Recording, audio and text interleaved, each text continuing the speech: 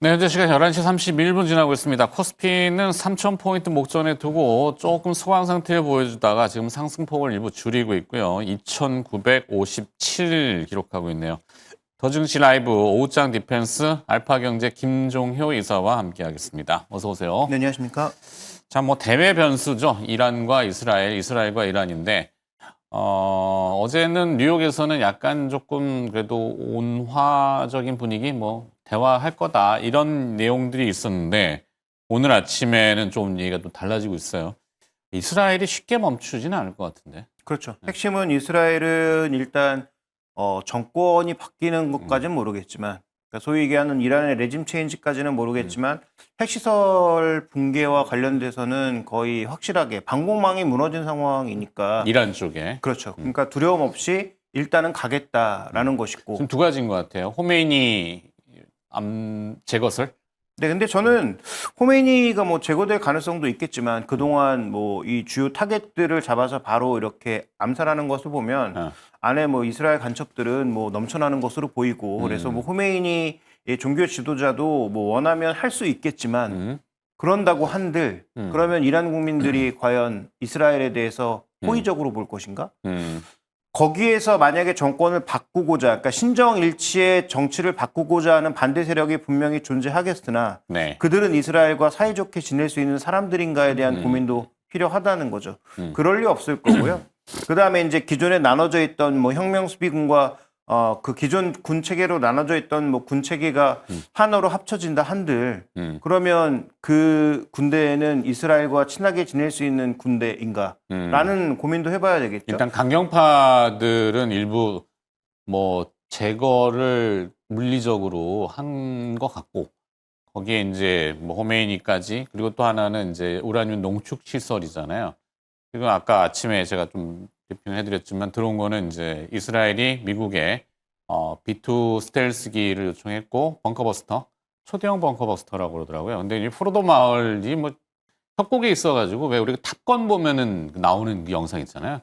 거의 그런 수준인 것 같아서 인명 피해를 최소화하고 그 시설을 부셔버리는 지금 그래도 미국의 NSC가 소집이 된 것 같더라고요. 네, 맞습니다. 그래서 지금 미국이 그 아이언돔의 미사일을 얼마나 빠르게 채워주느냐와 그 다음에 말씀하셨던 벙커버스터를 적시에 빠르게 투입할 수 있느냐 정도가 이제 가장 관건으로 보이고 그래서 이란도 급해서 빠르게 이제 SOS를 미국에 친 것으로 보이는데 대화를 하자라고 했는데 뒤에선 또 미사일 준비하고 있고 초음속 미사일 막 들어가잖아요. 그 당연히 이란 입장에서는 이스라엘에게 그렇게 계속 당하고 있는데 가만히 있을 수만은 없겠죠. 이스라엘이 아니라 이라크에 주둔해 있는 미군 기지들, 해외 주둔 기지들 이쪽이 지금 얘기들이 있어서. 근데 미군 기지를 공격한다는 건 이란이 지금 미국하고도 뭐 한번 해보겠다라고 하는 선행했다? 건데 그거는 정말 뭐 최악의 레드라인을 스스로 넘는 것이니까 그러면 제가 보기엔 이란은 그냥 붕괴로 가는 거라고 봐야 될 것 같고요. 네. 그래서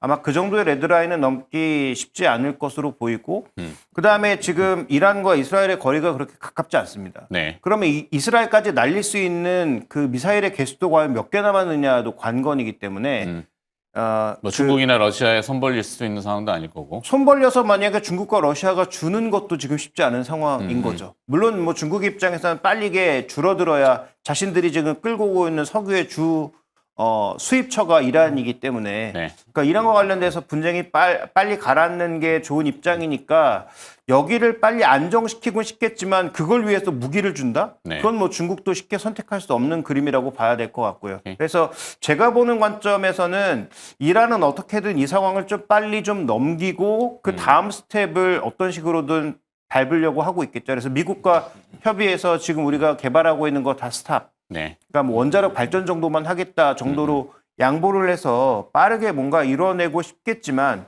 트럼프 입장에서는 지금 꽃놀이패를 잡은 거 아닙니까? 네.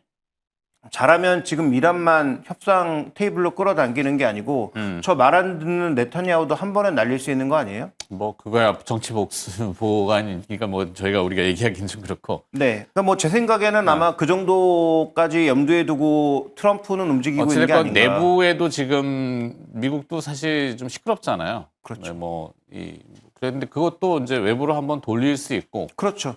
그래서 가지로. 트럼프 입장에서는 어떻게 보면 이 상황을 해결한다면 뭐 자신이 원하는 노벨 평화상까지도 한번 노려볼 수 있는 그런 일석삼조의 상황이기 때문에 트럼프 대통령은 지금 꽃놀이패를 쥐고 양쪽 상황에 따라서 지금 의견을 조율하고 있는 게 아닌가라고 보여지고요. 그래서 이제 금융시장이 어떻게 반응하냐인데 어제까지 뉴욕은 평온했는데 오늘 아시아에서 이제 주가지 선물이 조금 약하고 유가가 조금 자극을 받으니까 코스피도 3,000포인트를 자 이제 테이핑해서 뚫으려고 하다가 갑자기 그 앞에 섰어요. 멈췄는데. 그렇죠. 삼성전자하고 하이닉스가 이끌던 상승 흐름이 멈추면서 네.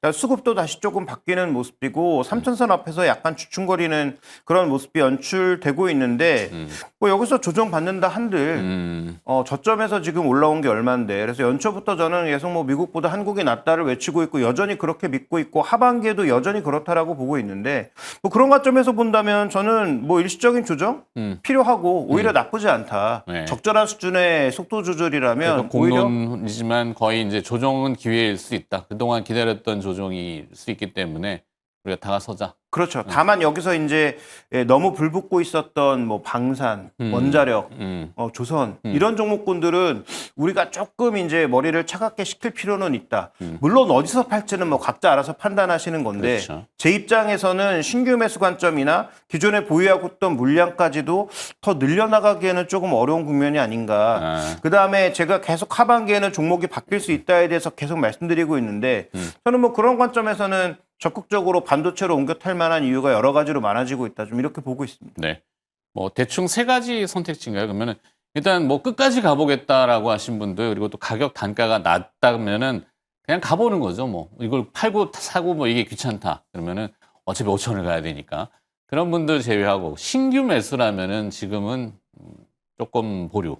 그죠? 네. 그다음에 일단 한 번 쉬어가도 괜찮고 그다음에 종목 선택을 신규로 선택할 때 꼭 조방원으로 가야 되느냐에 대해서는 더 이상은 그게 정답이 아닐 수 있다. 그리고 또 이득이 좀 생겼다 그러면 한번 좀 챙기는 저는 뭐 계속 말씀드리고 있지만 뭐 이번 선택지가. 주초부터 말씀드리고 있는데 챙기는 게 조금 필요하다. 물론 얼마나 팔지 어느 정도의 속도로 팔지는 각자 뭐 성향이라든지 뭐 투자 전략에 따라서 달라질 수 있겠죠. 알겠습니다. 시장 전략은 대충 그렇게 들어가고 오늘 본 또 뭐 이 2차 전지 쪽의 얘기들이 좀 있는 것 같은데 LNF 얘기겠죠? 네, 두 가지 얘기가 나왔는데 LG엔솔이 체리 자동차에 일단 4680을 집어넣었다. 1조 가량을 집어넣었다는 얘기가 있고 네. 그다음에 지금 말씀하셨다시피 LNF가 BW를 3천억 가량 발행했다. 이 두 가지가 이제 독특하네. 주주 배정 후 공모 형식으로 BW? 주주 배정도 특이한 게 본 것 같고 공모 보통 이거 사모를 많이 하잖아요. 네. 자기들끼리 챙기려고. 꼭 나쁜 건 아닌데 하여튼 신주 인수권부 사채 BW 전환 사채인 CB하고 요즘 이슈가 많다 보니까 BW 발행이 거의 없었는데 LNF가 독특하네요. 근데 이런 게 붙지 않으면 지금 쉽사리 금리를 낮춰서 발행하기가 어려운 상황이다 보니까 그러니까 결국은 자금 상황 자체가 어려워지고 있다는 건 분명한 사실인 것 같고 네. 근데 신규 투자를 멈출 수가 없죠. 왜냐하면 우리가 예전에 잘 나가던 NCM 하나만으로 되는 시장이 아니니까 네. LFP도 해야 되고 LMR도 해야 되고 여러 가지를 이제 다 해야 그 망간 쪽도 해야 되다 보니까 그러면 여러 가지로 폼팩터를 넓혀야 되고 소재도 넓혀야 되는데 기존 시설에다 할 수는 없는 거잖아요. 네. 그러니까 새로운 투자는 이어져야 되는데 지금 실적은 따라오지 않는 국면이다 보니 이런 부분들은 뭐 양가적인 감정을 동시에 느낄 수가 있는 거죠. 정말 어렵구나라는 것도 느낄 수 있지만 그러면 우리가 이 산업을 죽일 수 없는 산업이고 네. 그다음에 어차피 지금 중국과 한국 그 두 나라가 다 나눠 먹고 있는 시장인데 중국이 지금 좀 잘한다고 해서 우리가 이걸 포기할 수가 절대 없는 시장이잖아요. 네. 그다음에 뭐 미국은 아예 중국이 못 들어가고 있고 유럽에서도 중국을 밀어내려고 하고 있는 그런 국면이다 보니 여기서 주목할 건 이제 체리 자동차라는 거죠. 이 체리 자동차라고 하는 회사가 어느새 저는 익숙치는 않아요. 체리 자동차? 뭐죠? 이게 중국의 자동차 회사인데 작년 기준으로 270만 대 정도 만드는 많이 팔았네. 그 브랜드 자체가 체리 자동차야? 체리를 포함해서 한 4가지 정도의 브랜드가 있는데 대표 브랜드는 체리이고요. 네. 예전에는 진짜로 허접한 마티즈 복사판 같은 그런 차 만들던 회사였는데 지금은 뭐 티구9을 포함해서 풀 사이즈부터 아주 작은 차량까지 다 만드는 그런 차로 거듭났고 이 회사가 270만 대 중에 110만 대 중에 110만 대를 수출합니다.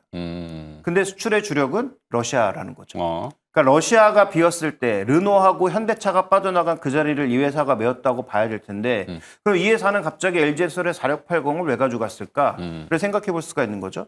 일단 4680의 폼팩터가 중국에 없는 게 핵심이고요. 네. 두 번째로는 유럽으로 들어갈 때 중국의 배터리만 실어서는 안 된다는 거죠. 근데 생각해 보시면 중국은 지금 자동차도 치열하게 경쟁, 배터리도 치열하게 경쟁하고 있기 때문에 중국 정부 입장에서 보면 이런 세상에 말도 안 되는 지금 중국에 이렇게 배터리 재고가 넘쳐나는데 한국 걸 쓴다고라고 욕할 수 있으나 그런데 유럽으로 들어갈 때 러시아는 뭐 지금 무주공산으로 들어간 건데 만약에 유럽의 본진으로 가거나 유럽의 동유럽으로 가려면 중국 배터리까지 싣고 가는 것을 오케이 할까? 아니면 한국 거를 싣고 갔을 때 오케이 할까라는 생각을 할 수가 있는 거죠. 그런 관점에서 보면 우리가 지금 중국 걸 쓰는 것에 대해서 불만을 가지신 분들이 굉장히 많잖아요. 네, 화재 뭐 여러 가지.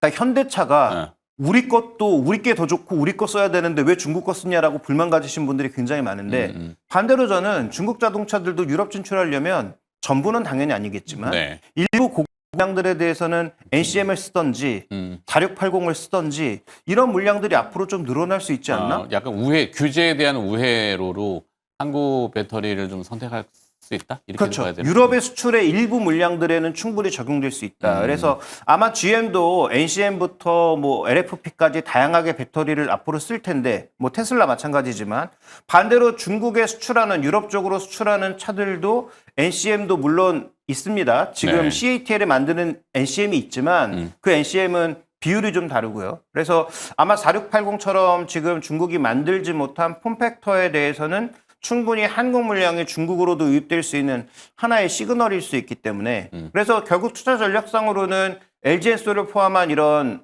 메이저 기업들에 대해서는 지난번에도 말씀드렸던 것처럼 신규 매수 관점에서 기존에 보유하고 계신 분들은 더 이상 물 탈 필요가 없습니다. 신규 매수 관점에서는 이제 서서히 좀 관심을 가질 때가 되지 않았느냐라는 관점에서는 접근해 봐야 될 것 같고요. 소재 기업들은 그럼 어떻게 봐야 되느냐? 저는 정부의 정책 핵심이라고 봅니다. 정부가 첨단 산업 지원하겠다고 했는데 첨단 산업 중에서 뭐 바이오 나름 잘하는 기업들이 있고요. 네. 반도체는 돈을 벌고 있는 기업이니까 조금 지원해주면 잘 나가고 있는 게 더 잘 나가는 형태로 가는 거지만 지금 2차 전지는 많이 지금 힘든 상황이잖아요. 그래서 약간 구조조정도 좀 필요하지 않을까 생각인데 그런 건 아닌가요?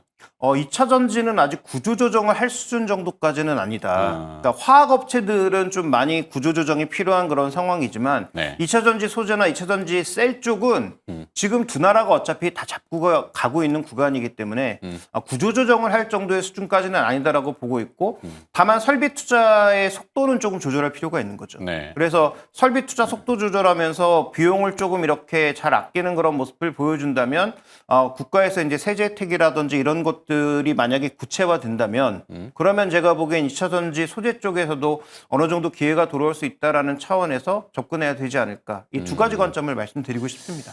그러게요. 근데 뭐 항상 그런 얘기 나오면 이제 뭐 대주주는 별 필요 없고 항상 밑에 뭐 부품 벤더들 아니면 소액주주들 이런 피해들이 막 대주주의 뭐 이게 어떤 뭐 모럴 해저드 약간 뭐 노블리스 오블리주 뭐 사회적 동참 뭐 강제할 수는 없지만 그렇죠. 그래서 지금 현재 구간에서는 뭐 말씀하셨다시피 종목을 예전처럼 너무 벌려갈 수는 없고 최소한 뭐 뒷배가 있는 뭐 소재 쪽에서는 포스코 퓨처엠이라든지 그다음에 그 세일단에서는 저는 원래 삼성 SDI를 가장 좋게 봤었는데 뭐 최근 실적도 그렇고 뭐 여성자 이슈도 있고 하니까 LG엔솔 정도를 우리가 이제 탑픽으로 삼아서 신규 매수 관점이라면 분할 매수 관점 정도에서 서서히 이제 입지를 시작할 때가 되지 않았나. 네. 뭐 예전부터 그렇게 말씀드렸지만 지금 뭐 돌아가는 상황들을 보니 그렇지 않나라고 보고 있습니다. 알겠습니다. 자, 시장 얘기와 그다음에 2차 전지 얘기까지 오늘 곁들여 봤고요. 더증치 라이브 알파경제 김종효 이사와 함께했습니다. 고맙습니다.